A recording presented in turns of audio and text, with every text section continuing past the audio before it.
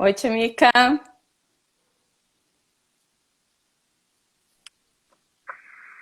E aí, Olá, Andréia? Tudo? tá me vendo, me escutando bem? Tô. Só que, deixa eu ver uma coisa. Antes tinha dado um pouquinho de eco, mas agora não deu mais. Eu não ouvi mais, deixa eu Não, ver. Não, acho que não. não. Ah. Que E bom. aí? Então Tudo tá. bem? Hum? Tudo bem? Tudo tranquilo. Vamos dar aí um minutinho aí pro pessoal entrar, né? Sim, sim. Tem que Olha só, trouxe uma aguinha. gente, entrando. A Glácia, minha paciente, é uma querida.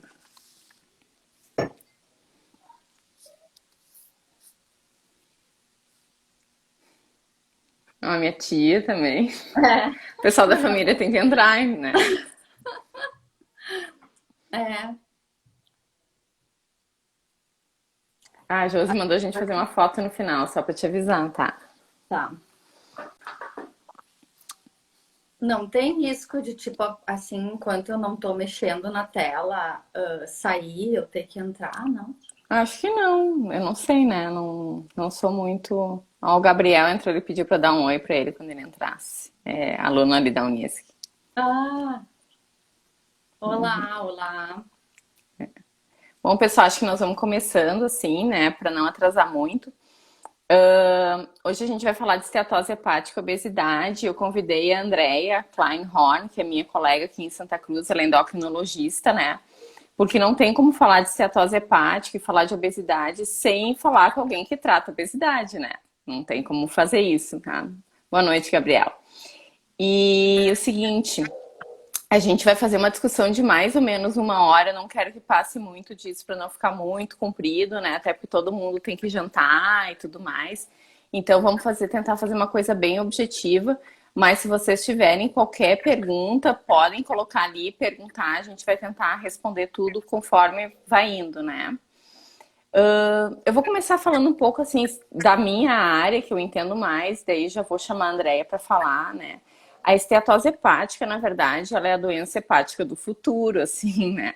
Porque agora, com a vacinação em massa contra a hepatite B e com as novas terapias para hepatite C, provavelmente essas duas patologias vão cair muito nos próximos anos. E o que está subindo mesmo é a esteatose hepática, porque a gente está tendo mais sobrepeso e está tendo mais obesidade. Antes, assim, há 10 anos atrás, se falava que era uma doença dos Estados Unidos, dos americanos. Só que, na verdade, assim, os americanos importam as doenças também, né? Exportam, na verdade. A gente importou essa doença, então também está super prevalente aqui no Brasil. E a esteatose hepática, ela é uma consequência direta da gordura visceral. Então, por isso que não tem como falar de uma sem falar da outra. No momento que o paciente tem esteatose hepática, eu já sei que ele tem gordura visceral. Porque é uma coisa que na verdade, é secundária a gordura visceral, a esteatose hepática. E eu, André, quando a gente sentou para conversar sobre essa live, a gente queria deixar bem claro desde o início, assim, que tanto a minha opinião quanto a dela é que a obesidade, ela não é só uma doença do estilo de vida da pessoa. Na verdade, a obesidade, ela é uma doença do metabolismo da pessoa, né? É o metabolismo que está alterado. Claro que tem estilo de vida, né, influenciando, mas a obesidade é uma doença do metabolismo. Então, a gente está vendo uma doença do metabolismo que tem consequências em todo o corpo, né? E não, então eu vou chamar agora a Andrea para falar, que eu queria que ela falasse um pouco assim sobre obesidade, as definições de obesidade, o que para nós médicos é obesidade, né? Sim, boa noite a todos, olá. Quero agradecer a Candice inicialmente pelo convite, minha primeira live. Então, vamos começar a conceituar a obesidade, né? A obesidade é uma doença metabólica crônica, onde há um desequilíbrio entre a ingesta calórica e o gasto energético. Múltiplas causas, é multifatorial, muitos fatores envolvidos não estão esclarecidos, mas se sabe que a genética e o ambiente, eles são fundamentais para essa doença se desenvolver. Com o aumento da oferta alimentar, de alimentos multiprocessados, ultraprocessados, muito calóricos, os indivíduos que são geneticamente predispostos, eles estão engordando muito. E a gente vê isso pelo aumento exponencial da obesidade em todo o mundo. né? No Brasil, a prevalência de obesidade é mais de 26% em adultos, mais de 60% dos adultos no Brasil têm sobrepeso. Esses números, eles configuram uma epidemia a nível mundial, uma pandemia. E isso é muito importante porque essa doença, obesidade, ela causa ou agrava pelo menos mais 200 doenças. Entre elas, a esteatose hepática, que a gente vai falar hoje. Então, a obesidade, ela é diretamente relacionada à esteatose hepática. Eu acho que é o fator de risco mais relacionado, né? Principalmente a obesidade visceral. E a gente, então, tem que entender bem para poder tratar essa doença. Ela é relacionada em todo o espectro, desde o sobrepeso até a obesidade severa, né?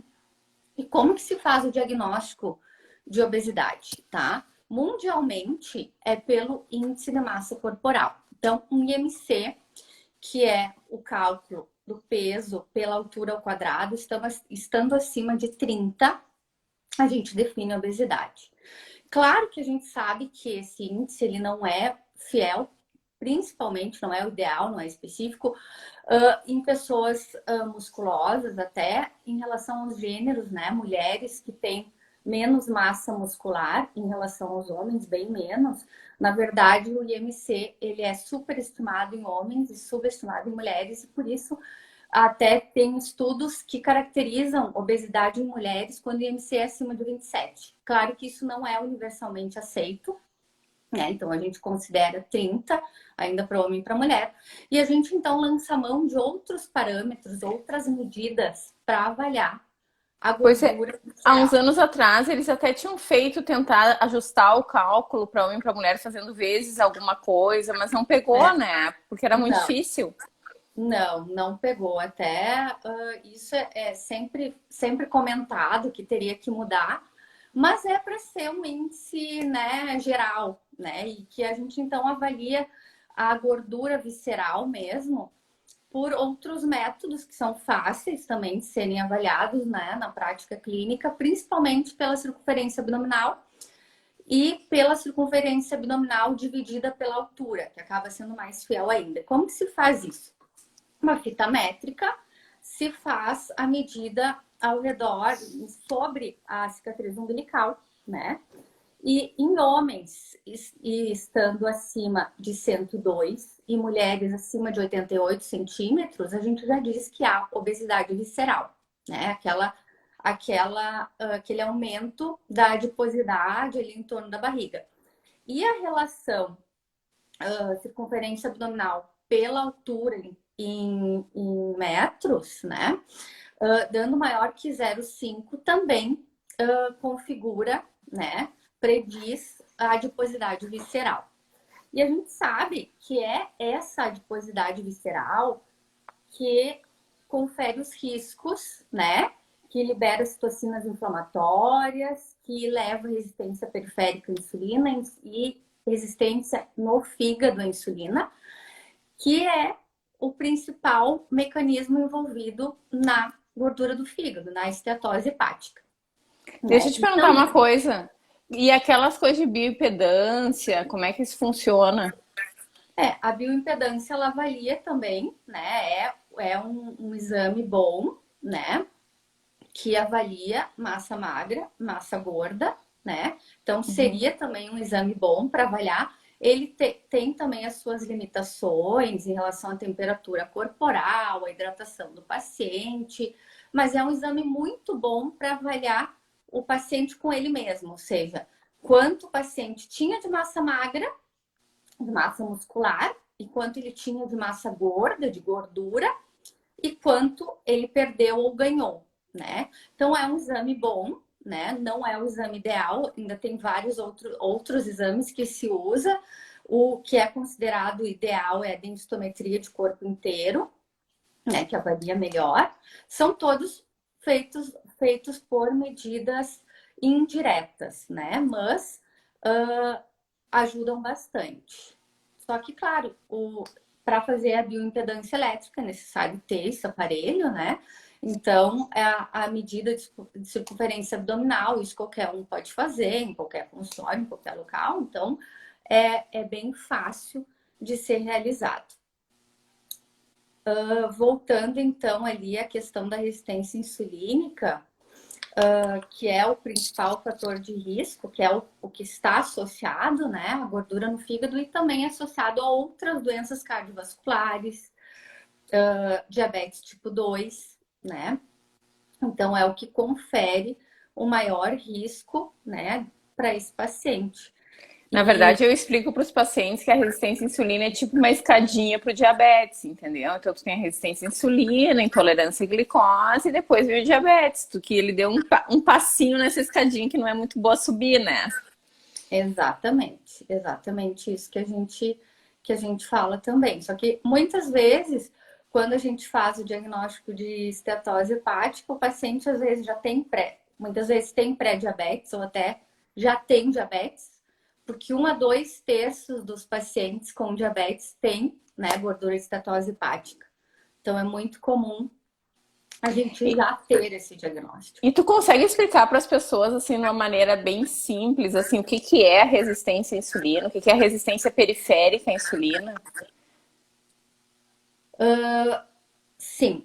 O que acontece com esse excesso de gordura visceral? Né? Nem toda gordura é igual. Então, nós temos gordura no subcutâneo, que é chamada gordura boa, aquela que a gente acumula, guarda um estoque, né? Que está sempre, que a gente mensura na região das pernas e do quadril.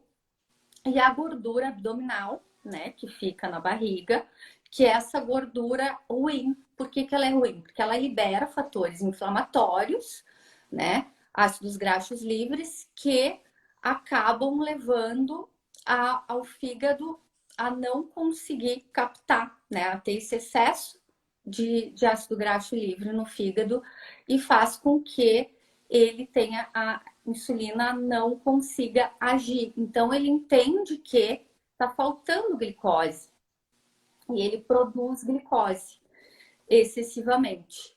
E isso faz com que esse excesso de glicose seja acumulado no fígado em forma de triglicerídeo e esse processo ele se perpetua.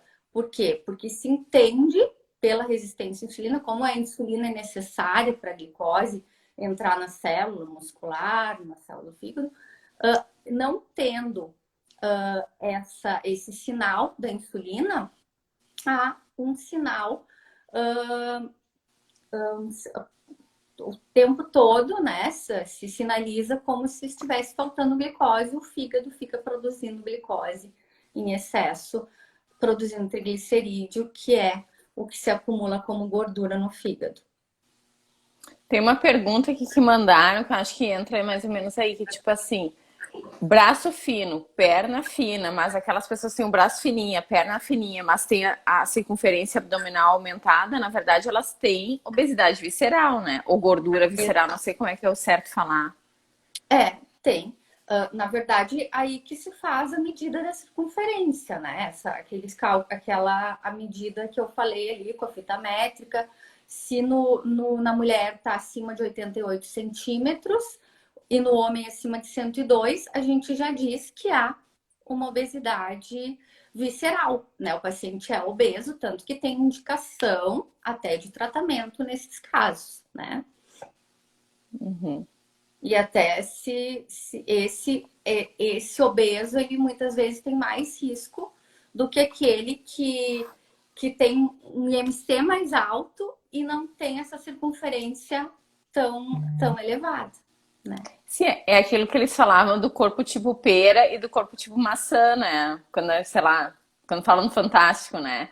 Que o corpo tipo pera não tem esse risco cardiovascular aumentado que o corpo tipo maçã tem, né? Então, assim, vamos dizer, nós mulheres, a gente tem quadril largo, perna grossa, não tem tanto problema quanto ter barriguinha, né? Barriguinha não espéquia, que a gente fala aqui em Santa Cruz, mas aquela barriga, assim, que parece estufada, né?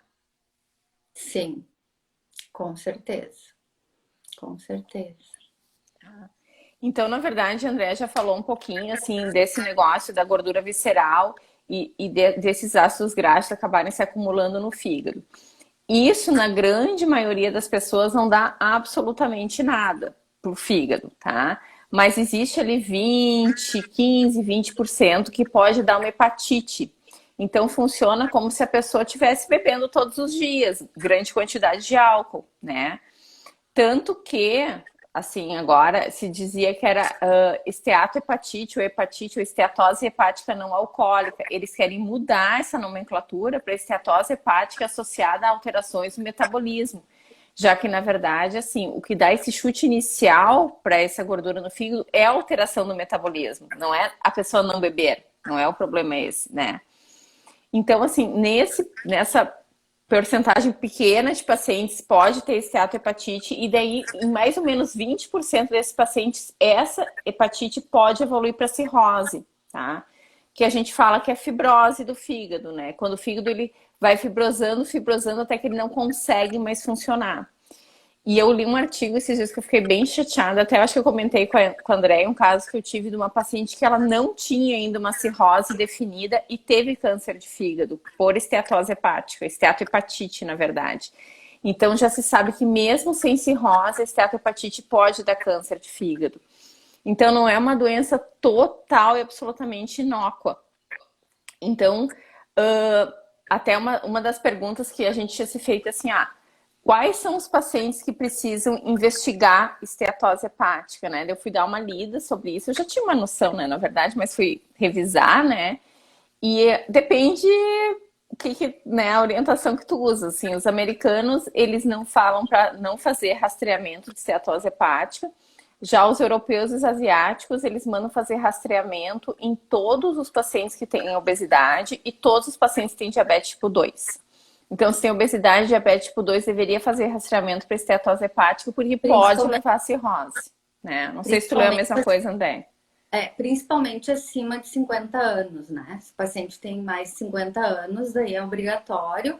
Aí falam também no sexo masculino, né? Que ser homem aumenta o risco de esteatose 2 vezes, né? Então, a gente muitas vezes tem que individualizar, embora não tenha um rastreamento, né, universal de que tem que ser feito. Eu concordo que os pacientes diabéticos, sim, obesos, acima de 50 anos, e que tenham outros fatores de risco, talvez, né? Na verdade, eu acabo pedindo, às vezes, no consultório, o paciente vai lá por doença do refluxo, e eu vejo assim, que tem colesterol alto, que tem circunferência abdominal aumentada, que assim, tem síndrome metabólica, né? Tem hipertenso. Eu acabo pedindo eco para os pacientes, que eu falo, vamos dar uma olhada no teu fígado, mas é porque eu trabalho com isso, né?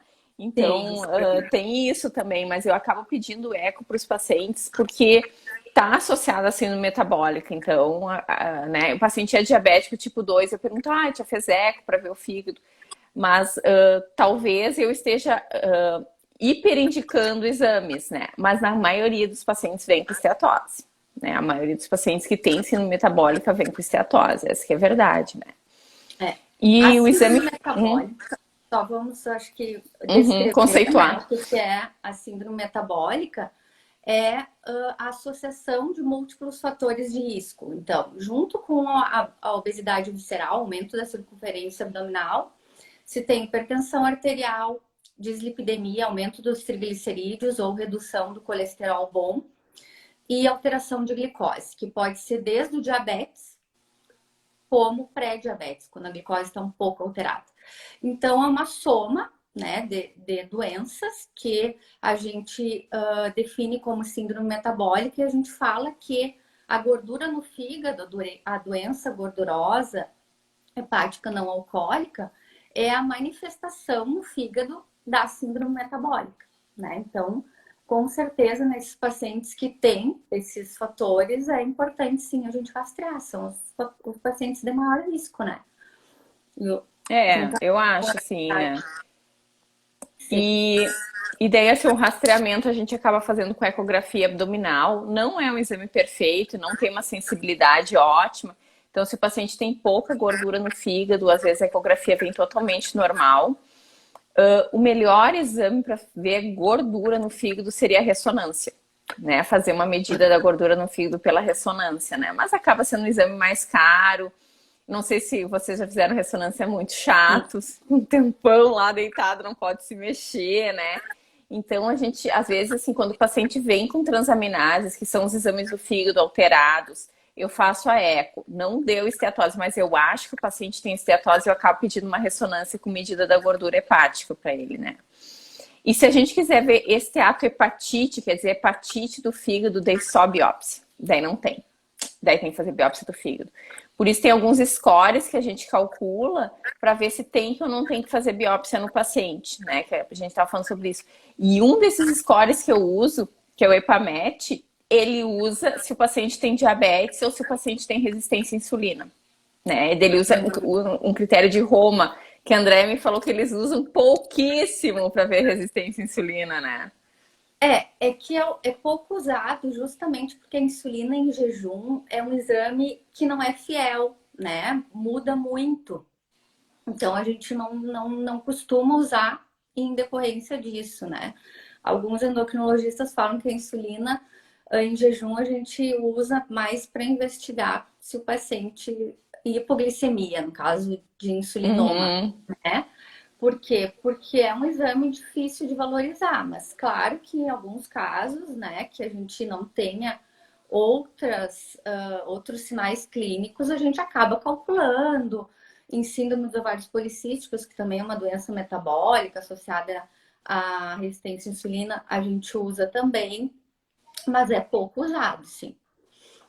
Não, mas se eu pego assim uma insulina de jejum de 40, eu falo pro pessoal, ai meu Deus, tá 40, tá muito ruim, né? Não, aí é.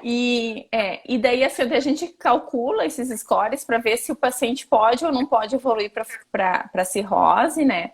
E dependendo agora, assim, ou a gente faz biópsia hepática, mas tem outras coisas que a gente pode fazer também, que é a elastografia, que é um exame que começaram a fazer em Santa Cruz agora, semana retrasada, eu acho, que é para ver se o paciente está evoluindo para cirrose. Então, além da biópsia hepática, dá para fazer elastografia, dá para fazer elastroressonância, dá para fazer outras coisas também. E depois que a gente define, eu falo para o paciente, a gente bota numa caixinha, assim, tu tem esteatose, ou tu tem esteatohepatite, ou tu já tem fibrose avançada ou cirrose, a gente tem que ver daí, assim, qual é a agressividade do tratamento que vai ser feito. Só que assim, ó, não tem pílula mágica, né? O melhor tratamento que tem é perder peso. É perder 10% do peso corporal total. Esse, assim, é o top das galáxias de tratamento. Não tem melhor tratamento que esse. E daí eu acho que entra a Andrea de novo, porque na verdade essa é a minha informação que eu largo no colo do paciente e meio que falo assim, te vira com isso, magrão, né? Porque eu falo, tem que perder 10% do peso corporal total, ou procura uma nutri, ou procura um endócrino, esse é o tratamento. E coitado do paciente tem que se virar com essa informação, né? E aí, Andréia, como é que a gente perde 10% do peso corporal total?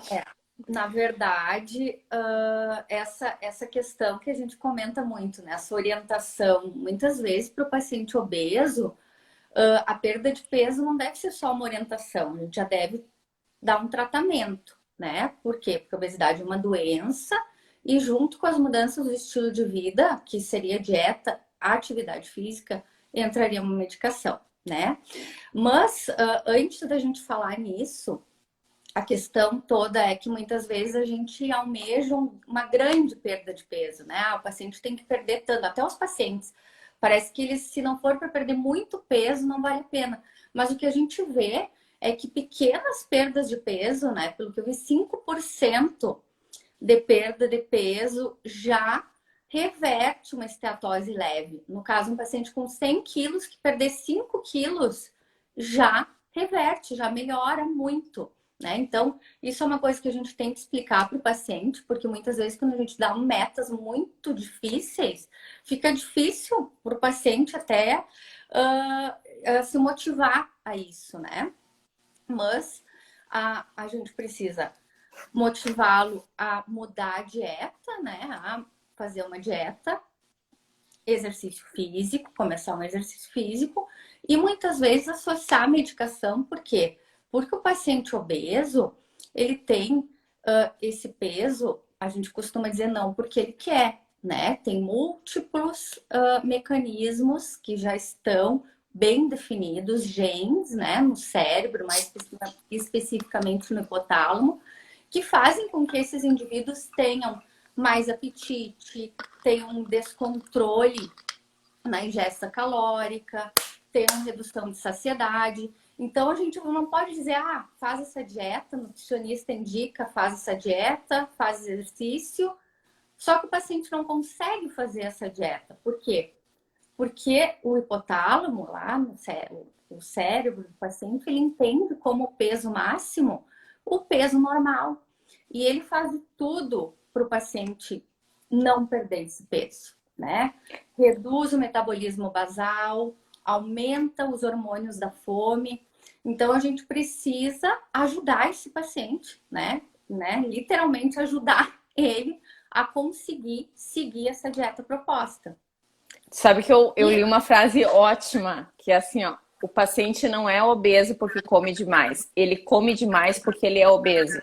Então, o tecido adiposo que ele tem no corpo fica mandando ele comer demais, entendeu? Manda o cérebro dele aumentar a fome e comer demais. E eu achei ótima a frase, sabe? Porque às vezes a gente... Isso que a gente conversou, né? A gente olha para o paciente obeso, a gente não, porque a gente já estuda isso, mas a maioria das pessoas olha para o paciente obeso como se fosse um relaxado, como se fosse um preguiçoso, como se fosse uma pessoa que não se cuida, né? Quando na verdade a pessoa às vezes passou a vida inteira fazendo dieta, a pessoa não sabe o que é viver sem fazer dieta, ela tá sempre em dieta, né? É. E ela sofre essa discriminação, assim, tipo, pai, que esse ali não se cuida, olha só, né? Então, eu acho bem interessante isso que dizer assim, que a obesidade não é só uma coisa assim da pessoa comer demais. Às vezes, tu olha a pessoa comer a mesma coisa que a irmã dela, que é magra. Mas nela, aquela comida fica. É que ela já ganhou aquele peso, né? Então, depois o Sim, problema todo é esse, ela já ganhou aquele peso, então o corpo ele entende como aquele peso o normal, né? Tem vários mecanismos envolvidos na questão de que aquelas células, depois que elas são formadas, né? Quando tu ganha peso, tu aumenta o número de células adiposas. Quando tu reduz o peso, elas não desaparecem, elas só diminuem de tamanho, elas estão ávidas ali para o retorno do peso. Então, o nosso organismo, o nosso corpo, ele faz tudo para recuperar o peso, é porque ele entende que o normal é o peso máximo do indivíduo. Então, a gente entendendo toda a fisiopatologia da obesidade, que é muito mais complexa que isso é uma parte, né, do problema, a gente começa a entender a dificuldade, como tu falou, né, Candice, como é difícil, né, como os pacientes muitas vezes já tentaram inúmeras vezes, muitas vezes fizeram dietas muito, muito sofridas, né, e depois acabaram reganhando peso. Por quê? Porque hoje todos os estudos, né, avaliam que tem a necessidade do medicamento, porque senão o paciente ele não consegue lutar contra o próprio organismo, contra esses hormônios, contra o metabolismo que reduz e outras inúmeras variáveis, né, que fazem com que o indivíduo reganhe o peso. Então, o mais difícil do que perder é manter, é manter. né, É manter. a perda. Só que nós temos que motivar os pacientes e tentar ajudá-los a fazer diminuir essa dificuldade, né? E hoje nós temos medicamentos muito bons para obesidade, seguros, né? Que agem nessa fisiopatologia alterada, nessas causas da obesidade, que é o aumento dos hormônios do apetite, redução dos hormônios da saciedade, né? Então a gente tem que tentar usar, né, essas opções que nós temos hoje. E essas opções também estão relacionadas a melhorar a gordura no fígado, principalmente por reduzir peso, mas parece ter efeitos também diretos no fígado, né, o que é muito bom. Antes de entrar nas medicações, eu queria te perguntar sobre as dietas. Existe alguma melhor, tipo assim, low carb, low fat, mediterrânea, existe alguma que diz assim, essa para quem tem obesidade visceral é a top das galáxias? O que eu revisei, os estudos defendem muito a dieta mediterrânea, né? Pela qualidade dela, né? E, na verdade, principalmente pela qualidade dela. Mas o que eu acho que a gente precisa individualizar cada paciente, cada caso é um caso, né? Mas a dieta mediterrânea, para relembrar, é uma dieta que é a base de peixe, rica em ômega 3, frutas, legumes, né? Alimentos in natura, é uma alimentação super saudável, né? Com castanhas, azeite de oliva, derivados do leite, ovos, né? Mas a proteína principal seria ovos e peixe, né? Então a dieta mais defendida para a esteatose hepática. Outros autores defendem, outros estudos falam bem da dieta DASH, que é aquela dieta para hipertensão e dislipidemia, que é semelhante à dieta mediterrânea, só que além do peixe, é carnes magras, né? Associado a baixa gordura saturada, né? Também rica em frutas, claro, frutas com baixo índice glicêmico, legumes, verduras, castanhas, nozes, né, oleaginosas, azeite de oliva, rico em ômega 3. Né? Isso eu acho também importante a gente falar que tem sim estudos relacionando melhora de estetose com ômega 3, mas não suplementar ômega 3. Não tem nenhum estudo que defenda a suplementação de ômega 3 em É na cápsula. dieta? É na dieta, tá? A low carb, eu acho que também é válida para alguns pacientes, principalmente os que têm já pré-diabetes e diabetes, por ser uma dieta que melhora muito a glicemia, né? Melhora a resistência insulínica, leva uma perda de peso mais rápida, embora a gente saiba que depois de 1 ano, 2 anos, todas as dietas acabam tendo a mesma perda, né? Então, por E isso a que mesma recuperação? por isso que muitas vezes a gente diz que a gente tem que individualizar qual que é a melhor dieta para aquele paciente, né? Qual que é a melhor dieta é aquela que o paciente vai se adaptar, né? Que ele vai conseguir adequar a vida social dele, que ele vai conseguir manter e que seja uma dieta saudável, que tenha bons carboidratos, boas proteínas, fibras, né? Isso vai dar mais saciedade e a gente precisa ter restrição calórica para perder peso. Isso também todos os estudos eles são, né, muito com uma evidência que é necessário sim restrição de calorias, né? Mas eu acho muito importante isso, dizer assim, não adianta o paciente fechar a boca 1 mês, perder 8 quilos em 1 mês, porque ele não vai conseguir manter isso a longo prazo.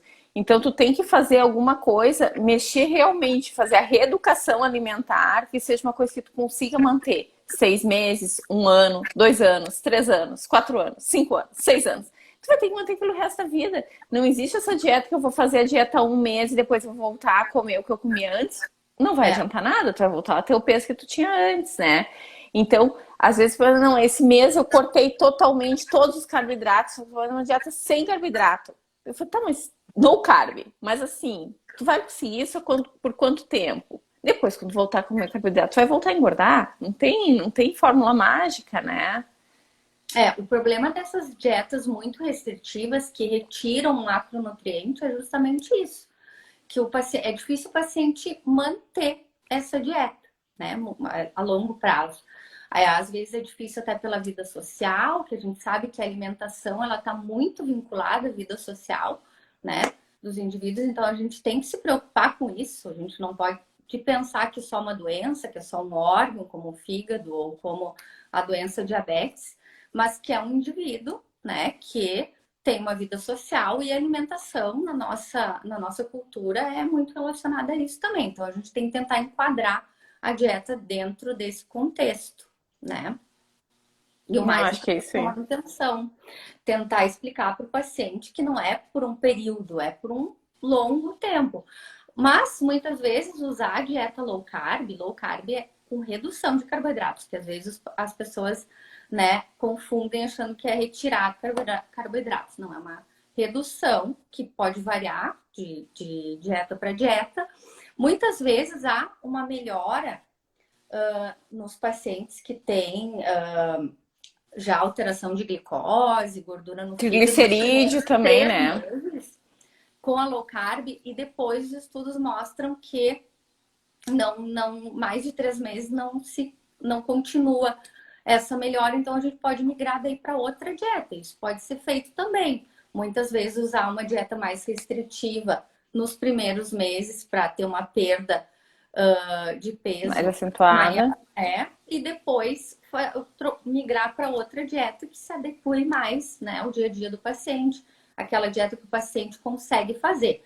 A gente costuma dizer muitas vezes, não precisa comer de 3 em 3 horas, né? E nem precisa fazer jejum intermitente para emagrecer. Precisa ver uma dieta que o paciente que tu consiga reduzir as calorias ingeridas, né? Que tu consiga ter saciedade e não precisar pensar em comer ou comer o tempo todo. Então, essa seria a melhor dieta para o paciente, né? Aquela que ele Não, e isso consegue fazer. isso de cortar os macronutrientes não adianta. O nosso corpo ele é esperto, ele vai encontrar outra rota metabólica para fazer as calorias que ele precisa. Ele se liga, tu não está comendo carboidrato, então vou tirar as calorias das proteínas, então vou tirar as calorias das outras coisas, entendeu? Das gorduras, eu vou dar um jeito, eu preciso de Pensa. tanta caloria, É, né? Bom, é. e passando um pouquinho, saindo um pouquinho da dieta, passando para a parte dos exercícios. Eu sei que exercício não emagrece, o que me deixa muito triste, mas eu realmente acho que o exercício ajuda a conservar o peso, sabe? Sim, mas com certeza ajuda e faz parte, né, da mudança do estilo de vida. Fazer exercício é o que está relacionado à manutenção da perda de peso, né? E também melhora os parâmetros metabólicos, os fatores inflamatórios, sem dúvida. Qual que é o melhor tipo de exercício físico para a estetose hepática? É o mesmo que a gente indica para diabetes também, né? Que seria o exercício aeróbico associado ao resistir do peso, ao uso do peso próprio do paciente, até porque um paciente obeso, muitas vezes, que não tem uma capacidade física para fazer corrida, vai se dar muito bem com exercício resistido com peso. Então, é a associação dos dois, né? E sim, o exercício físico ele está recomendado até por ser saudável, por ajudar na redução do peso inicial, também ajuda até por melhorar a taxa metabólica basal, e depois para manutenção. Até tem estudos E eu que até falam acho que o exercício libera coisas que diminuem a fome, né? também, também, sem É, dúvida. O exercício ele é importantíssimo para um estilo de vida saudável, né? Para melhora da qualidade de vida, que é o que a gente tem que ter como prioridade, né? e eu acho assim, ó, não precisa, eu acho, fazer 1 hora de exercício por dia, né? Isso que a gente tava falando, 150, 200 30 minutos minutos por semana, por semana. tá valendo, né? Então, assim, não precisa É, ser aquela coisa, aquela loucuragem, né? De tipo, eu preciso ir na academia todos os dias, ficar 1 hora lá. Claro que se tu quiser fazer isso, ótimo, teu corpo vai super ótimo. agradecer, né? Mas até eu acho que, assim, talvez o educador físico sabe falar mais, a fibra muscular, ela precisa também de um tempo de repouso para se recuperar. Então, fazer exercício loucamente, em alta intensidade todos os dias, não é bom para o corpo. Também libera mediador inflamatório e também manda uma mensagem para o corpo que ele está sob estresse, que talvez ele tenha que conservar calorias, né? Então, Exato. a gente tem que fazer exercício também com moderação, não é aquela coisa, vou fechar a boca e vou correr que nem um louco, que tu vai mandar mensagem pro corpo, cara, tu tá sob estresse extremo, conserva a caloria, que tu não perde caloria, que tu tá indo pra guerra, sabe? Né? Essa é a recomendação de 150 minutos semanais de aeróbico, mais o resistido, né? 2 vezes na semana. É uma orientação que seria o ótimo, né, para esses pacientes. Uhum. E tu quer Mas falar um pouquinho das medicações agora, Andréia? eu queria te perguntar do álcool antes disso. Eu acho Uhum. que a gente tinha que falar um pouquinho sobre, que é uma pergunta bem frequente, né, no consultório. Ah, tem gordura no fígado, tem diabetes, vai tomar medicações, mas pode ingerir bebida alcoólica? Ah, o que Quanto? eles falam é o seguinte, né? Se tu tiver só esteatose, sem esteatohepatite, pode, tá? Seria um cálice de vinho por dia, preferencialmente vinho tinto, tá? Então era meio que assim, cerveja, coisa e tal, não é muito legal. Seria um cálice de vinho tinto por dia, que tu poderia ingerir, assim. Se tiver esteatohepatite ou já tiver fibrose avançada, que a gente considera F3, F4, que é assim indo para cirrose, daí não, dá para cortar o álcool total mesmo, né? Então, assim, pacientes com esteatose hepática, eles não estão proibidos de beber se eles tiverem uma esteatose simples, mas a quantidade de álcool é bem reduzida, né? E Sim, seria, por causa da tal da dieta mediterrânea, o vinho tinto entra nela, né? Então, seria um cálice de vinho tinto por dia. certo. Bom, então vamos Que agora no entrar na inverno é bem bom, né? Vamos combinar.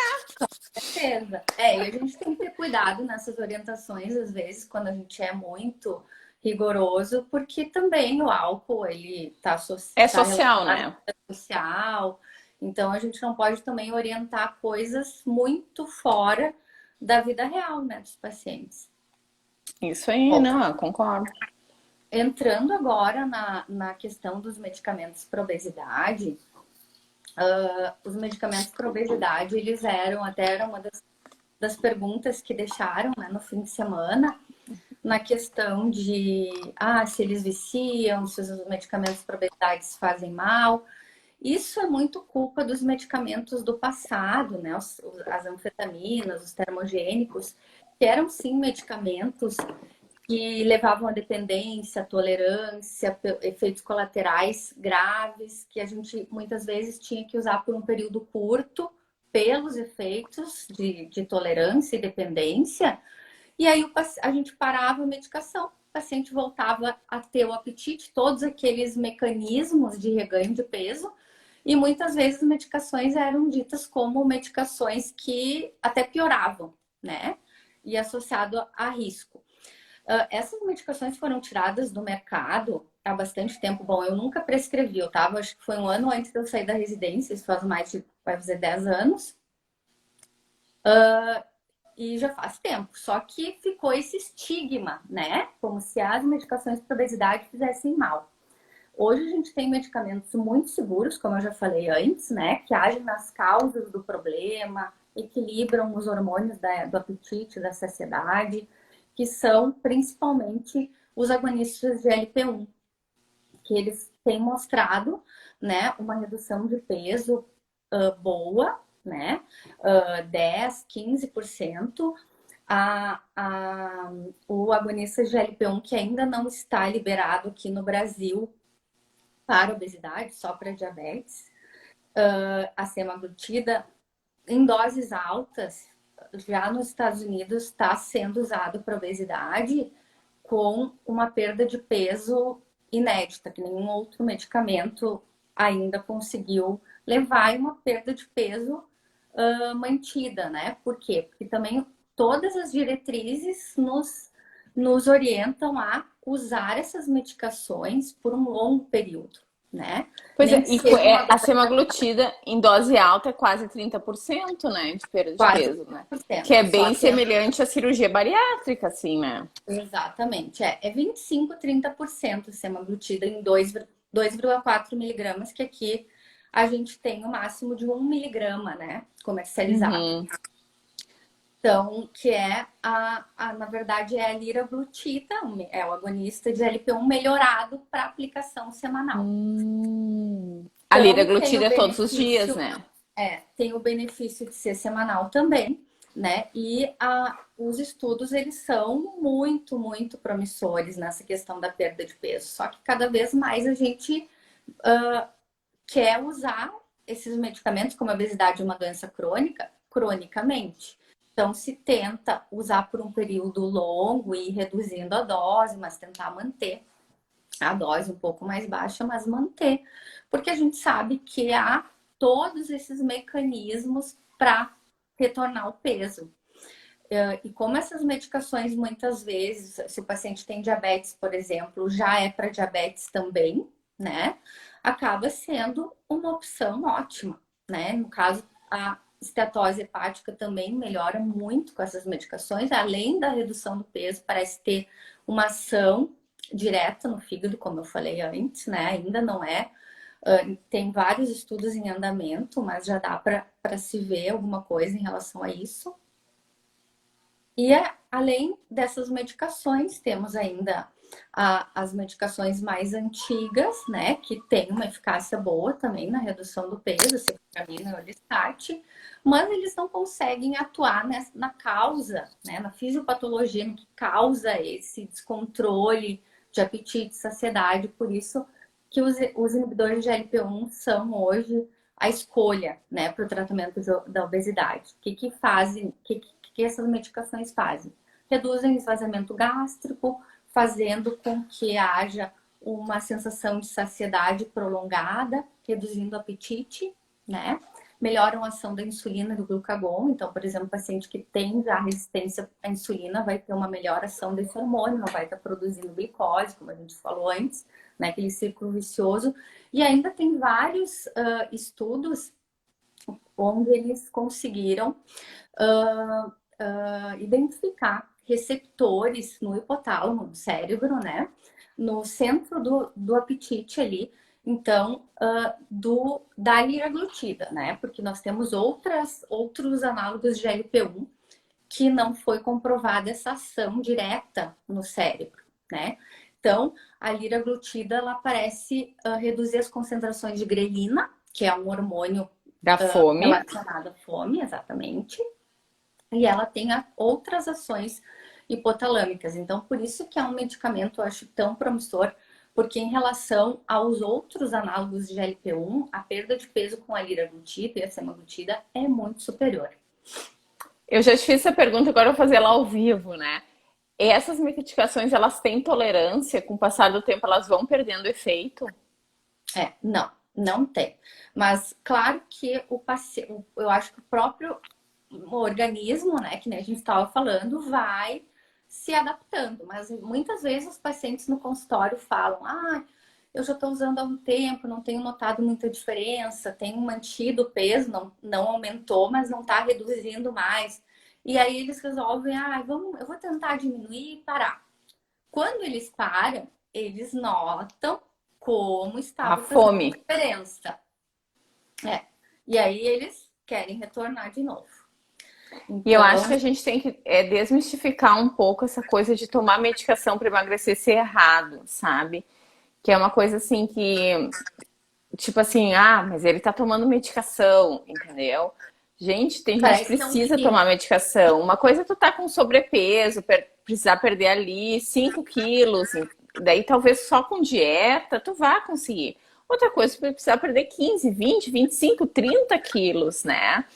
Então a gente tem que realmente desmistificar isso como se fosse uma coisa errada tomar medicação para emagrecer. A obesidade, ela é uma doença. Isso que a Andrea falou aquela vez que a gente conversou. Tipo assim, se tu toma remédio para pressão pro resto da vida, por que tu não vai tomar remédio para obesidade pro resto da vida? Já que a obesidade, ela é uma doença do teu metabolismo, entendeu? Então a gente precisa tirar esse olhar assim de crítica para os pacientes que tomam remédio para emagrecer. Eu acho isso muito importante, assim. Pra eles, tipo, que assim, tá tomando remédio, tá te sentindo culpado, como se estivesse fazendo alguma coisa errada, sabe, né? Como se não tivesse força de vontade suficiente para emagrecer sozinho. Não é assim que as coisas funcionam. Com certeza. Eu acho que esse preconceito ele está associado a o que a gente tinha falado da obesidade, que a gente tem que encarar como doença e aí precisa de medicamento, né? Então, inicia por aí, né? E aí, essa questão do preconceito com a medicação tem muito a ver com essas medicações do passado, que agora a gente tem que tentar mudar essa visão que se tem, né? Sim. Uma pergunta que nos mandaram é a respeito da metformina, né? Para esses pacientes, principalmente os pacientes com esteatose hepática, né? O que tu acha, assim? A metformina, ela tá indicada para quando o paciente tem pré-diabetes ou diabetes e tem esteatose hepática, né? Então, seria, que nem eu costumo falar para os pacientes, para tratar as duas doenças, né? Tem uma medicação para diabetes que também ajuda na esteatose. Mas, pelo que eu até revisei alguns estudos de novo, as diretrizes, para paciente que não tem pré-diabetes ou diabetes, não está indicado o uso de metformina. Não parece melhorar a esteatose, né? Eu até olhei de novo para ter certeza, mas continua assim, né? Então, porque senão a gente teria uma medicação para esteatose, que a gente sabe que Não não melhora a funciona. esteatose, né? Na verdade, ele melhora a resistência à insulina, parece melhorar, e ele ajuda às vezes a perder peso, né?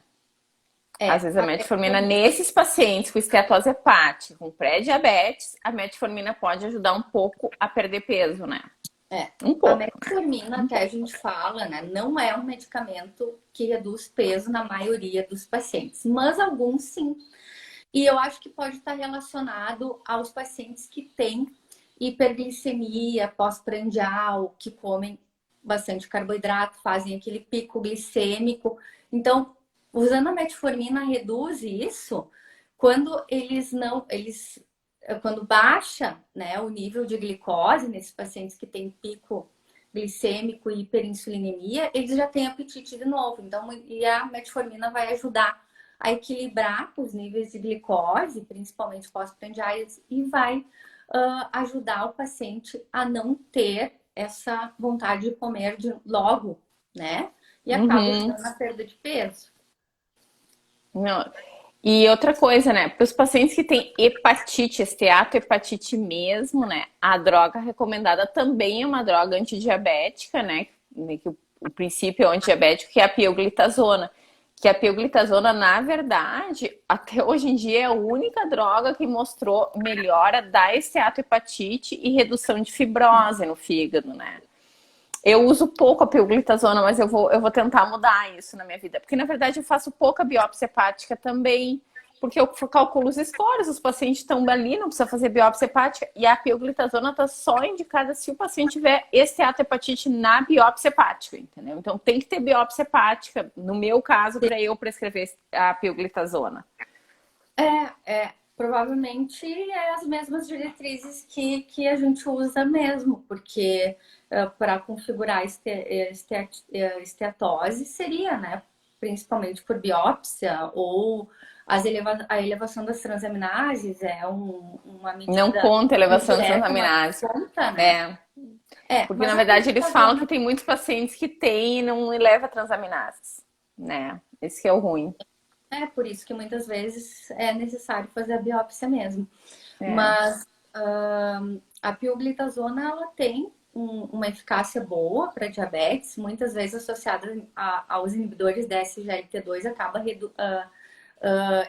equivalendo assim os efeitos colaterais da pioglitazona, que é aumentar edema, risco de osteoporose, e com os inibidores da SGLT2, que acaba reduzindo a volemia, né, pela glicosúria, por eles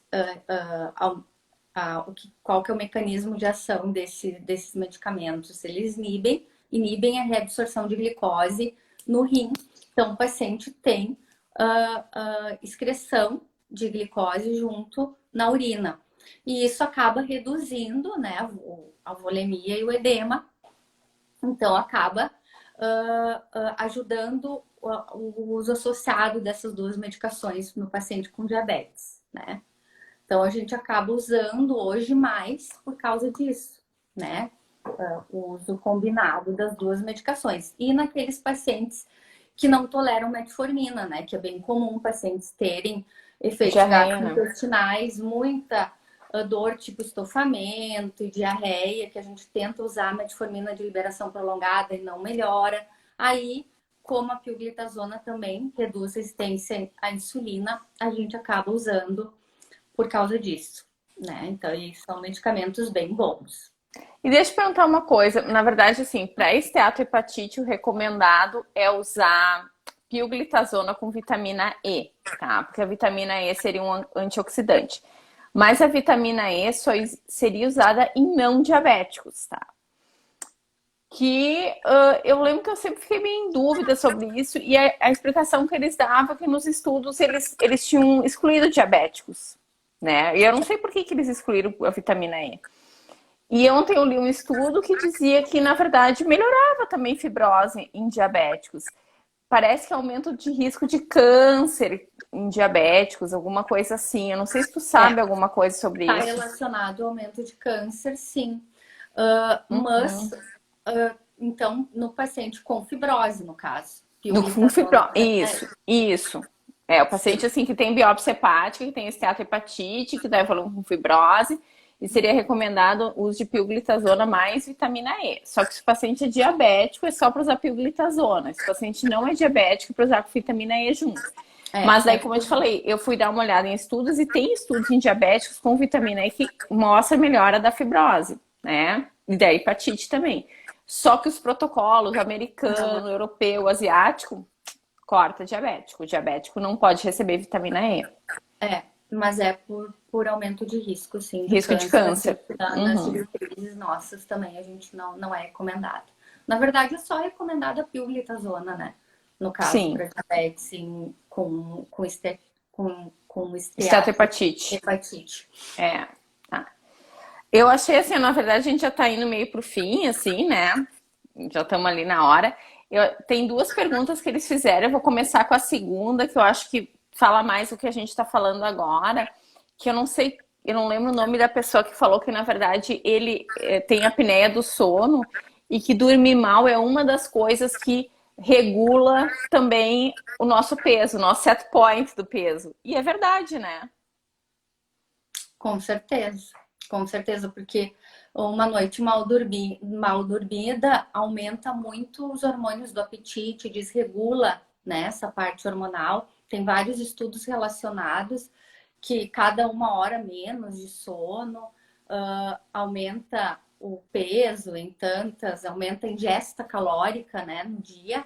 Então, dormir bem também, sem dúvida nenhuma, faz parte das mudanças, né, de hábito de vida para um estilo de vida mais saudável. Só que muitas vezes esses pacientes, eles não dormem bem porque não conseguem, né?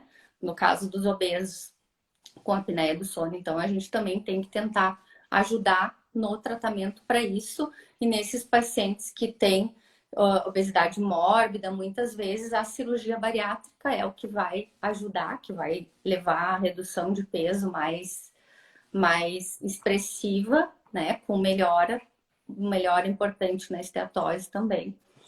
E em outros parâmetros metabólicos em geral. O Will, né, o Dr. Will, né, respondeu a minha questão ali da vitamina E que aumenta o risco de câncer de pulmão em diabéticos, viu? Vivendo e aprendendo. Ótimo. Eu sabia que era relacionado a Eu câncer. sabia, e eu acho Não que câncer sabia de que era de pulmão. bexiga também pode aumentar, risco de câncer de bexiga ou próstata, do aparelho urinário, assim, né? Esse é uma questão que se falou muito em relação à pioglitazona, né? Do câncer de bexiga Uhum. também. Acho que é por isso que está relacionando. Câncer de bexiga, por muito tempo, se estudou se estaria relacionado, né? Com a A pioglitazona, pioglitazona, sim, aumento do risco. tá. A outra Eu acho que pergunta, a gente oi, fala. falar um pouquinho sobre ferritina também, né? Ah, tá. Eu só vou responder então outra pergunta e a gente fala sobre a ferritina, que até tem uma pergunta aqui, né, sobre ferritina. A outra pergunta era da Bruna, essa eu que respondo. O paciente com esteatose hepática, exames normais. Assim, ó, Bruna, paciente com esteatose hepática, exames normais. Alguns guidelines falam para fazer o screening anual, tá?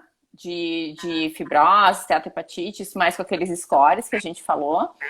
Que hoje em dia o mais recomendado é o FIB4, que é bem fácil de usar, tem na internet, tu bota ali FIB4 Calculator, calcula, tá?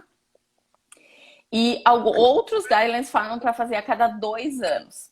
Eu, como sou control freak, eu mando os pacientes vir em 1 ano fazer os exames, até para eu ver o negócio, se eles estão fazendo exercício físico, como é que tá a alimentação. Eu acho 2 anos a gente, tipo assim, larga o paciente ao vento, né? Às vezes eu mando em 6 meses vir, depois de 1 em 1 ano vir. E como tem esse negócio da esteatose poder dar câncer de fígado, mesmo sem cirrose, eu acabo fazendo ecografias assim neles, às vezes uma vez por ano, às vezes a cada 2 anos, dependendo. Quando é diabético, eu faço uma vez por ano, né? Então, assim, no meu caso, eu faço anualmente, que tá respaldado por alguns guidelines, mas se tu quiser fazer de 2 em 2 anos, também tá respaldado, tá? Depende muito, né, como é que funciona ali o teu consultório, né? Vamos falar da ferritina, Andréia? Sim, sim, é E aí, muito fala comum da hoje, né, ferritina. por ser um exame que está no screening, no check-up de muitos pacientes, muitas vezes eles já chegam, né, com essa ferritina elevada, ou a gente pede até por eles terem outros fatores de risco cardiovasculares, por terem síndrome metabólica, diabetes, ou eles têm algum familiar que tem hiperferritinemia, e muitas vezes eles querem saber se eles têm sobrecarga de ferro no corpo, né? Essa é a pergunta. Eu costumo dizer que ferritina baixa é baixo estoque de ferro. Ferritina Ponto. alta, nem sempre, né?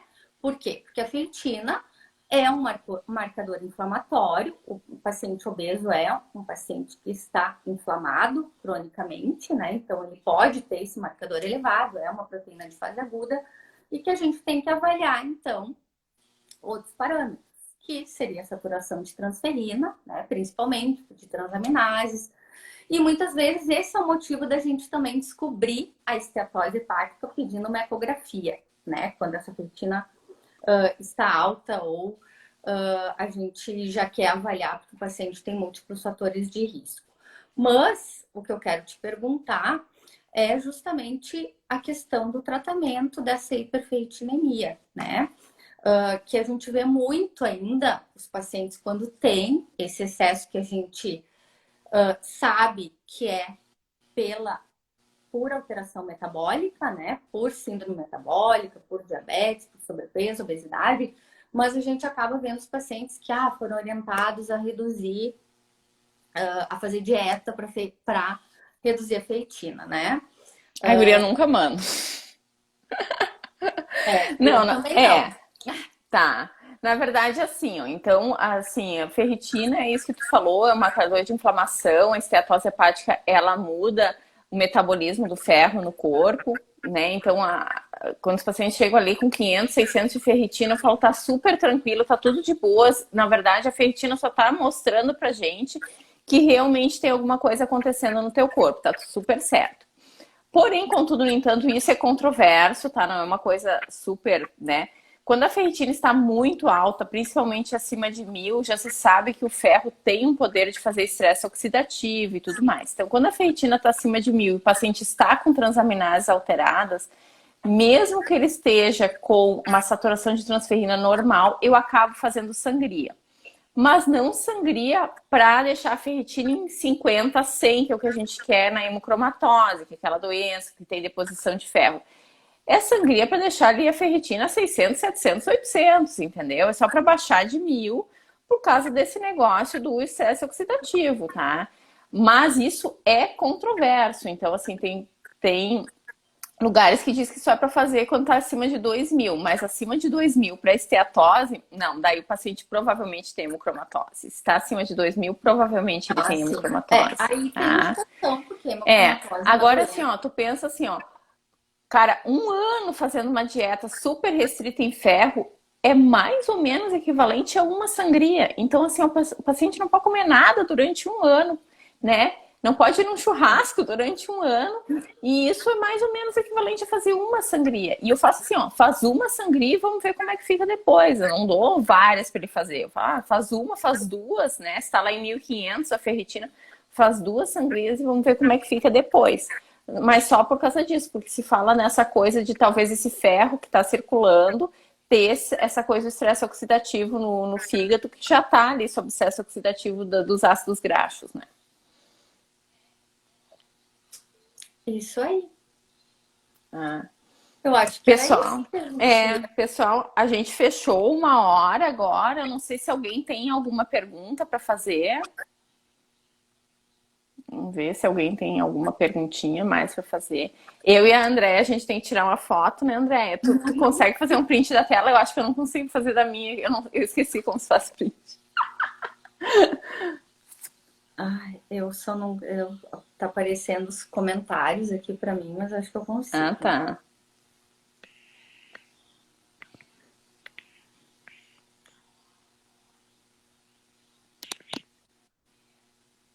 Mais um. Acho que um deve ter Acho ficado. que foi. Tá. Bem. Então, A Josi falou que ela faz. Ah, Josi, então faz aí o nosso.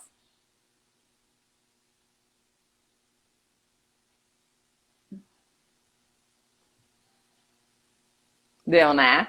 Gente, muito obrigada, tá? Foi ótimo, Andréia, muito obrigada. Eu Tipo assim, eu adoro assim ficar tendo papo, foi maravilhoso. Ficar Tá? conversando muito mais, né? É, A gente isso nem aí, falou também a gente sobre nem falou da algumas coisas. microbiota. A gente nem falou Eu da queria microbiota. falar sobre isso, mas acabou. Um dia a gente faz uma live da microbiota com a obesidade, que é super importante, gente, é super importante. Tá?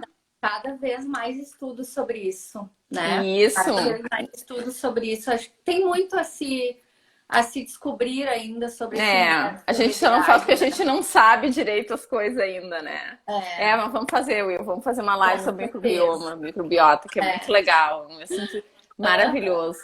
Então tá, gente, muito obrigada. Obrigada. Boa noite pra todo mundo. Vamos jantar agora, né? Dietinha leve, tá? Beijo pra todo mundo. Tchauzinho. Beijo, tchau, tchau.